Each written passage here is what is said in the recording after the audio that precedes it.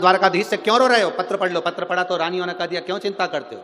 भीष्म पितामह ने जितनी एकादशी करी शायद दुनिया में किसी ने इतनी एकादशी नहीं करी। तो भीष्म पितामह ने जो एकादशी करी उसका पुण्य भीष्म पितामह को देना। क्या करना पड़ेगा? पितामह के लिए अर्जुन से कहो बाण छोड़े, पितामह के शरीर को वो बाण छुएंगे, लगेंगे। दुनिया को लगेगा कि भीष्म पितामह बाणों की सैया पर पड़े हैं, और भीष्म पितामह बाणों की सैया पर नहीं। पितामह ने जितनी एकादशी करी है वो सारी एकादशी बाण बनकर भीष्म पितामह को अपने हाथ पर झेल लेगी, उसको मरने नहीं देगी, पटक।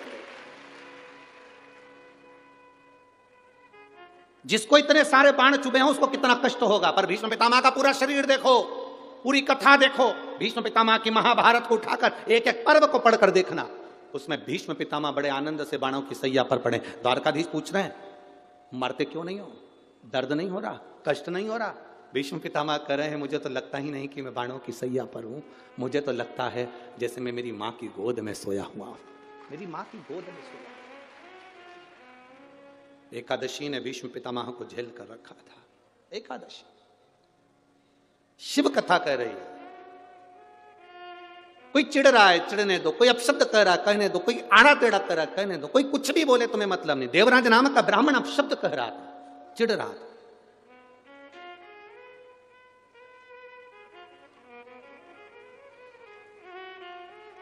चिढ़ रहा।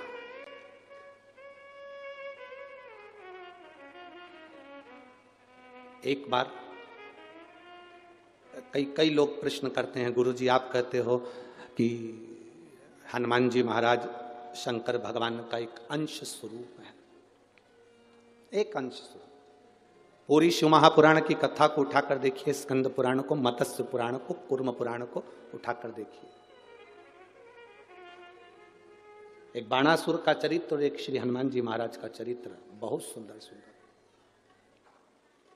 शिव का एक अंश माता अंजना के तप साधना से शिव की प्रागट्यता और शंकर भगवान की प्रागट्यता से शंकर का स्वरूप प्रकट होना। इसीलिए तो कहते हैं शंकर सुमन केसरी नंदन।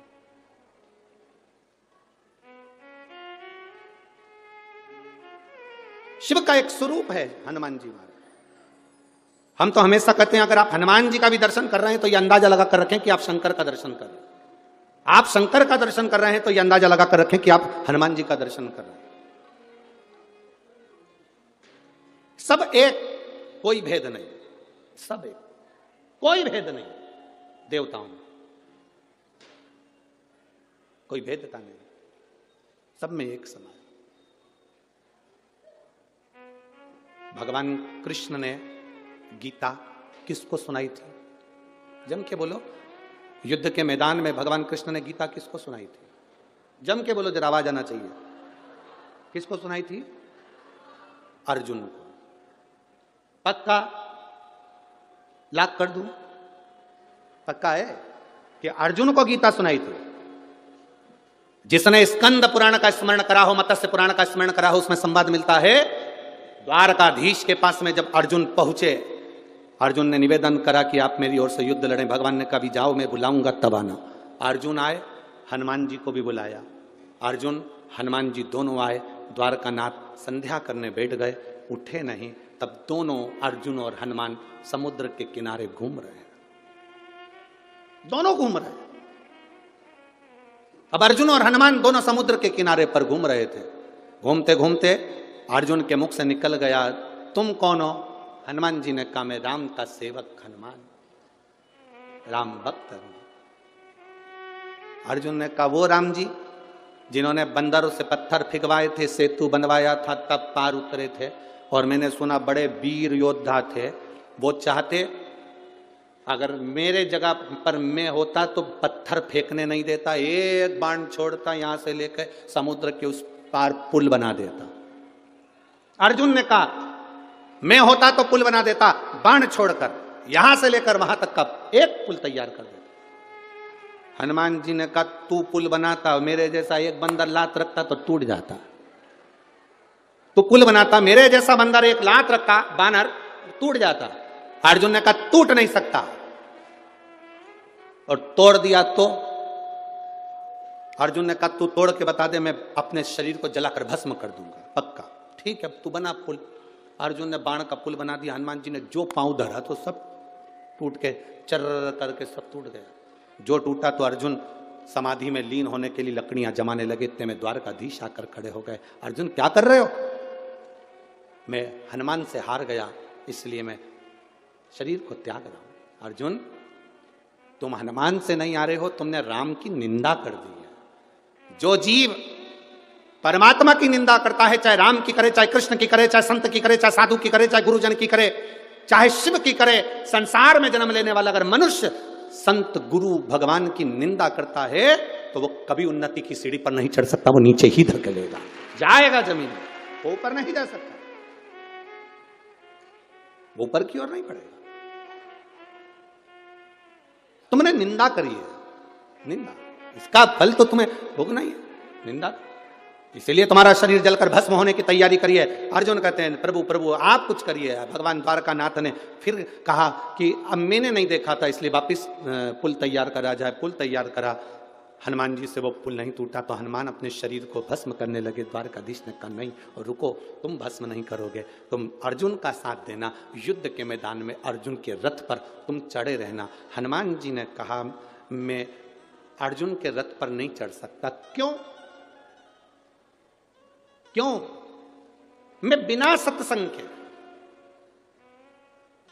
मैं बिना सत्संग के कहीं नहीं रह सकता। जब तक मुझे सत्संग नहीं मिले, हनुमान जी जहां कथा होती है वहां जाते हैं, कहीं सत्संग मिलेगा मैं जाऊंगा, मैं बिना सत्संग के नहीं रह सकता।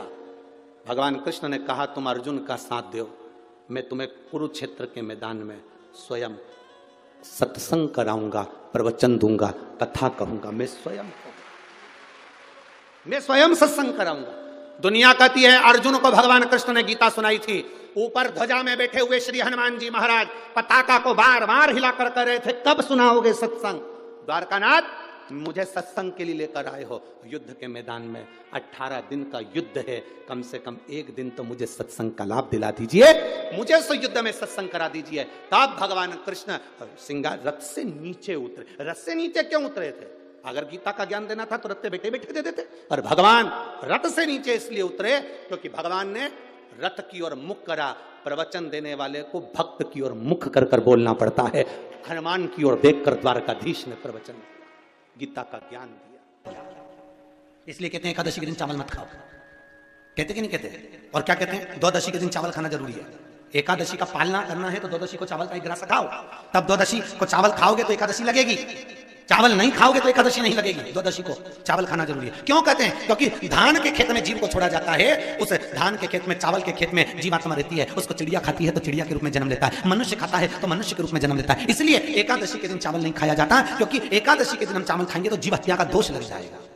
फिर कब खाना है? द्वादशी के दिन। द्वादशी के दिन क्यों खाया जाता है? क्योंकि हम एकादशी के व्रत करे रहते हैं, और पहला घासा जब चावल का खाते हैं तो अपनी करी हुई एकादशी का पुण्य, जितने जीव हमारे मुंह में जाते हैं उनको उसका पुण्य मिल जाता है, और उनका फिर जन्म नहीं होता, वो तर जाते हैं, उनको एकादशी का भाग मिल जाता है।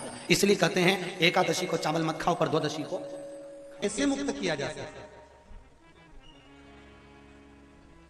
ध्यान से सुनना रे भाई। कई लोग कहते हैं कि श्राद्ध पक्ष आ गया, ये कर लेना चाहिए तो प्रेत योनि से मुक्ति हो जाएगी, पितरों की शांति के लिए ये कर लेना चाहिए तो पितर मुक्त हो जाएंगे।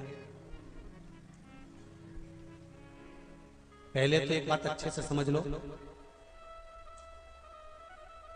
पितर मुक्त नहीं होते, उनकी शांति होती। क्या होती है? जम के बोलो जरा। उनकी शांति होती है। जब आप किसी तीर्थ में स्नान कर रहे हो, जब आप किसी तीर्थ में हो, स्नान कर रहे हो, पुण्य कर रहे हो, सत्कर्म कर रहे हो, भजन कर रहे हो, कीर्तन कर रहे हो, मंत्र जाप कर रहे हो, तो उसका एक अंश, एक भाग हमारे पूर्वजों के खाते में, हमारे पितरों के खाते में जाता है, उनके खाते में पहुंचता है, ये निश्चित। आपने किसी ब्राह्मण को भोजन कराया, भले अपने पितरों के निमित्त नहीं जिमाया, कोई ब्राह्मण को एक गिलास पानी पिलाया, भले अपने पितरों के निमित्त नहीं पिलाया, पर आपका एक अंश उसके खाते में चला जाए, उससे क्या होगा? पितरों की शांति। और समझ लो, गया जी में पिंडदान कर देने से क्या पितृ मुक्त हो जाते हैं? बद्रीनाथ जाकर कपाल क्रिया करने से क्या पितृ मुक्त हो जाते हैं? भाई, गया जी जाना तो वहां के पंडा जी से पूछना, हम यहां पिंडदान कर देंगे तो क्या वो मुक्त हो गए? पंडा जी कहेंगे, आप अपने पूर्वजों को गया का पिंड देकर, उनका पिंडदान कर कर आप उनको भगवान विष्णु के चरणारविंद में छोड़ गए। पर आप घर जाना तो घर पर जब जब श्राद्ध पक्ष आए तब ब्राह्मण को भोजन जरूर करना। भले तुम भूख मत देना, कौवे का मत निकालना, पर एक काम जरूर करना कि ब्राह्मण भोज कराना। उससे क्या होगा? 16 श्राद्ध में जब हमारे पितरों को, हमारे पूर्वजों को पितृलोक से छोड़ा जाता है तो वो सबसे पहले जिस घर में रहे होते हैं, जहां उनका पिंड घर में दिया होता है, जहां रहे होते हैं, सबसे पहले वो वहां आते हैं, सबसे पहले वहां आएंगे। और अगर तुमने उनकी तिथि पर, उनके वार पर अगर आपने भोजन करा दिया है तो उनकी मुक्तता नहीं, उनकी शांति हो जाती है।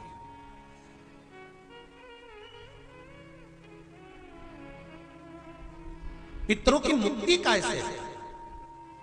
उनकी मुक्तता कैसे? प्रेत योनि की मुक्तता कैसे?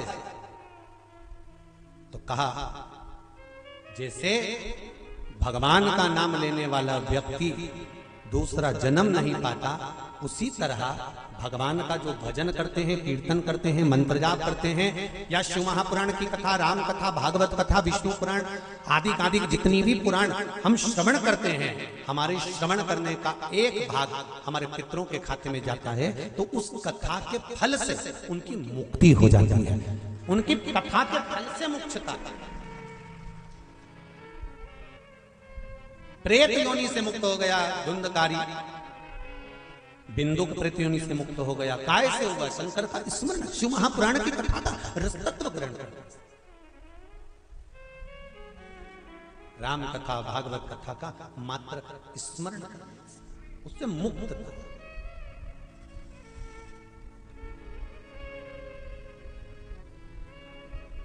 श्राद्ध पक्ष में चाहे चातुर्मास के अंतर्गत श्रावण का जो महीना चल रहा है, इस श्रावण के महीने में आप जो भगवान शंकर को 2 लोटे से जल चढ़ा रहे हो, 2 लोटे नहीं हो, घर में 2 कलश नहीं हो, तो कलश के ऊपर एक कटोरी भी रख कर लेकर 2 कटोरी से आपने अगर जल समर्पित करा है, इसका एक अंश हम पहले भी कथा में कह कर आए हैं कि आप शंकर भगवान को जब जल चढ़ाते हो, शंकर भगवान को जब जल समर्पित करते हो, उसका एक अंश घर में रहने वाले प्रत्येक मनुष्य के, प्रत्येक जीव के खाते में चला जाता है। गया जी में पिंडदान कर देने से क्या पितृ मुक्त हो जाते हैं? बद्रीनाथ जाकर कपाल क्रिया करने से क्या पितृ मुक्त हो जाते हैं?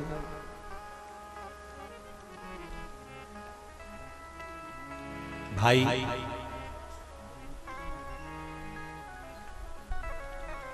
गया जी जाना तो वहां के पंडा जी से पूछना, हम यहां पिंडदान कर देंगे तो क्या वो मुक्त हो गए? पंडा जी कहेंगे, आप अपने पूर्वजों को गया का पिंड देकर, उनका पिंडदान कर कर आप उनको भगवान विष्णु के चरणारविंद में छोड़ गए। पर आप घर जाना तो घर पर जब जब श्राद्ध पक्ष आए तब ब्राह्मण को भोजन जरूर करना। भले तुम भूख मत देना, कौवे का मत निकालना, पर एक काम जरूर करना कि ब्राह्मण भोज कराना। उससे क्या होगा? 16 श्राद्ध में जब हमारे पितरों को, हमारे पूर्वजों को पितृलोक से छोड़ा जाता है, तो वो सबसे पहले जिस घर में रहे होते हैं, जहां उनका पिंड घर में दिया होता है, जहां रहे होते हैं, सबसे पहले वो वहां आते हैं। सबसे पहले वहां आएंगे। और अगर तुमने उनकी तिथि पर, उनके वार पर अगर आपने भोजन करा दिया है तो उनकी मुक्तता नहीं, उनकी शांति हो जाती है। कई लोग कहते हैं महाराज जी पहले गया जी करना चाहिए कि पहले ब्रह्म कपाली करना चाहिए बद्रीनारायण में? तो शिव महापुराण की कथा कहती है, गरुड़ पुराण कहती है और गर्ग संहिता कहती है। इन तीनों पुराणों में स्पष्ट किया कि अगर पितरों के लिए, पूर्वजों के लिए भाग देना है तो सबसे पहले गया जी का भाग दो, और गया का भाग देने के बाद में फिर ब्रह्म कपाली करो। हाँ, यदि कभी मौका मिल जाए, कभी जीवन में आपको अगर मौका मिले तो नैमिषारण्य की भूमि पर जो चक्र तीर्थ है, उस चक्र तीर्थ को हमारे यहां पितरों की नाभि कहा गया।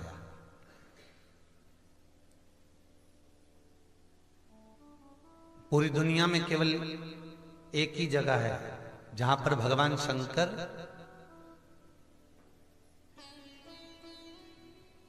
छुप कर बैठे हैं पानी के अंदर, जिसका नाम गुप्तेश्वर महादेव है। पूरी दुनिया में केवल एक ही जगह है, गुप्तेश्वर महादेव, जहां भगवान शंकर पानी में छुपकर बैठे हुए। और हम अगर कोई फल, कोई प्रसाद लेते हैं, कोई बेलपत्री फूल लेते हैं, और हम भगवान को जब वो बेलपत्र, जब वो फूल हम भगवान को देते हैं, तो हम भगवान को अर्पण करने के लिए जब पानी में छोड़ते हैं, बहते पानी में जब उसको छोड़ा जाता है, तो वो बेलपत्र, वो फूल, वो प्रसाद जमीन तलातल में जल के अंदर चला जाता है। फूल पत्ती वैसे पानी में तैरना चाहिए, परवाह नहीं तैरेगा, वो अंदर चले जाएगा। अर्पण किया है। और यदि आपने कहा भगवान प्रसाद दे दीजिए भोलेनाथ, प्रसादम कर दीजिए, तो वही फूल पत्ती, वही प्रसाद वापिस पानी में से निकलकर बाहर आ जाता है, वही पानी में। तो पूरी दुनिया में केवल एक ही जगह है, वो है नैमिषारण्य, गुप्तेश्वर महादेव, क्योंकि वहां पितरों की नाभि है। और पितरों की नाभि का जो भाग कहा गया है कि उस जगह पर जो हम देते हैं उसका फल हमको तुरंत प्राप्त होता है, तुरंत। महाराज तो कुछ कुछ भूमियां, कुछ कुछ भवन, कुछ कुछ जगहें ऐसी हैं जहां का प्रमाण हमारा शास्त्र कहता है कि उस जगह का पुण्य, उस जगह का आनंद 4 गुना बढ़